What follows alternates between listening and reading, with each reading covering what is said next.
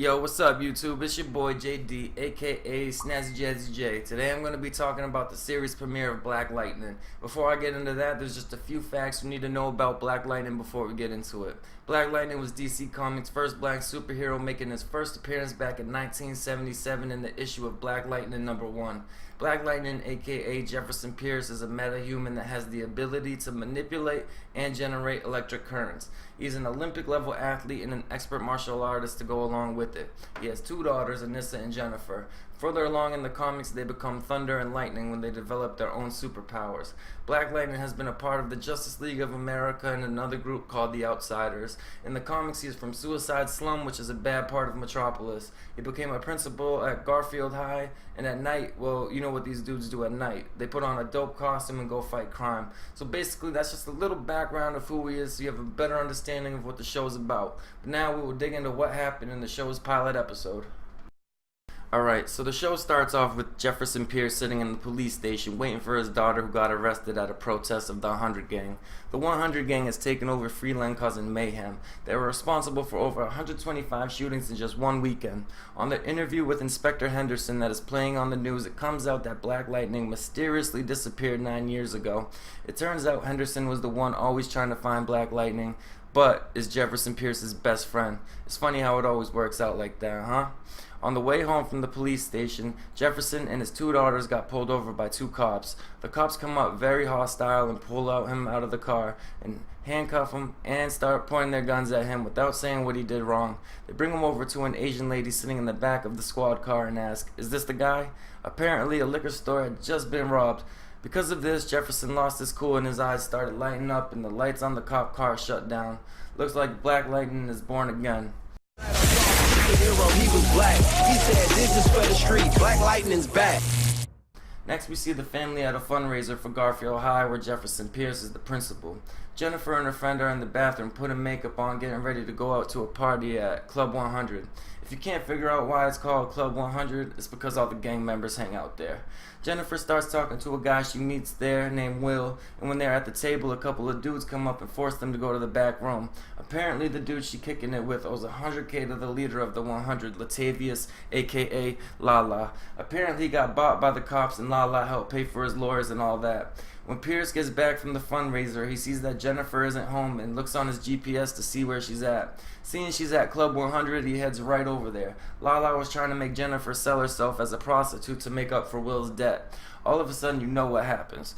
Her dad uses his power to cut the lights off and takes all the dudes out one by one. When everyone runs out from the cops, Black Lightning gets stopped. They yell at him to get his black ass on the ground. And that did nothing but piss him off. His eyes get electric and they hit him with two tasers. He literally stands there and takes it like a champ and pulls them out and sends the electricity the other way right back at the cops and blows up the car, and he walks away like a boss.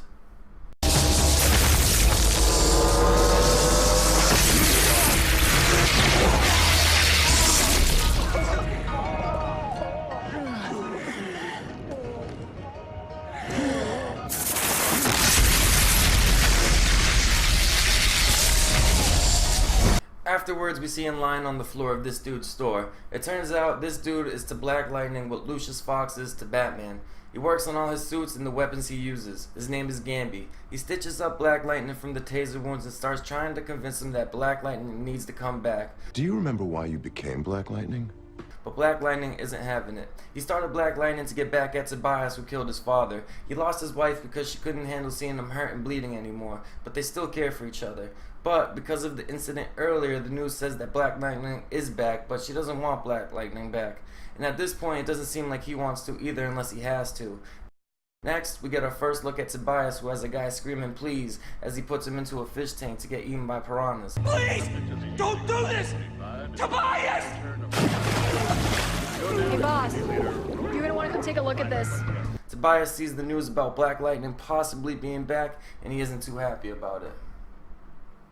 You've got people praying for someone others call a vigilante to be back in this city, even though we haven't confirmed if this rumor is true. So after this, you remember that dude Will from the club? Well, he comes to the school to try to talk to Jennifer, but she wasn't feeling him. She tells him to get lost, then Anissa comes up, punches him in the stomach and flips him over when he grabbed her when she was gonna call the police. He was about to pull a gun on everyone at the school, but Black Lightning stops him and talks him out of it. Will's last words are, "This ain't over. Bet that." This ain't over. Bet that.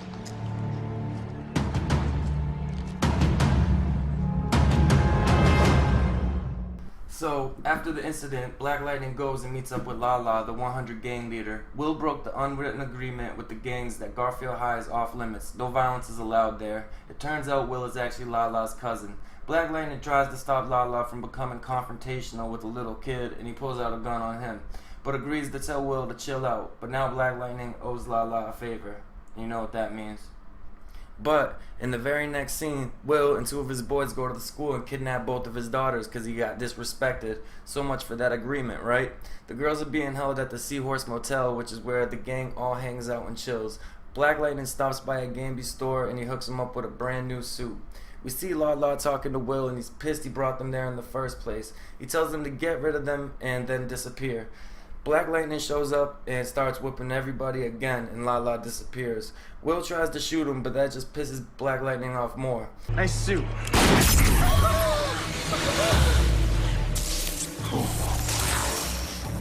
Now you should at least give a brother a moment to say something heroically clever. He holds him over the ledge and asks where Lala is, then throws him down into his car. Black Lightning saved his daughters for the third time in just one episode. Afterwards, we see Lala getting kidnapped and taken to Tobias. He still doesn't believe Black Lightning could be alive. He thinks it is an imposter. He shoots him and says, Do you believe in the resurrection, Octavius? I asked you a question. Do you believe in the resurrection? The concept itself is beautiful, but it's a complete fantasy. I killed Black Lightning, but it seems you and whoever this is have developed an adversarial relationship that's bad for my business. My question is, can you take care of this problem? Or should I just kill you now and solve it myself? Very last scene, we see his daughter Anissa waking up and shaking and being scared. She presses down on the sink and breaks it in two. It looks like superpowers are running in the family. So that's it for the review, guys. Overall, I thought the show was very good. It's one of the best pilot shows I've seen in a long time, especially for a superhero show. And I think it's going to do nothing but get better from here. So I'm going to try and cover as many episodes as I can. Thank you for watching. It's your boy JD, a.k.a. SnazzyJazzyJay. What's up? Thank you.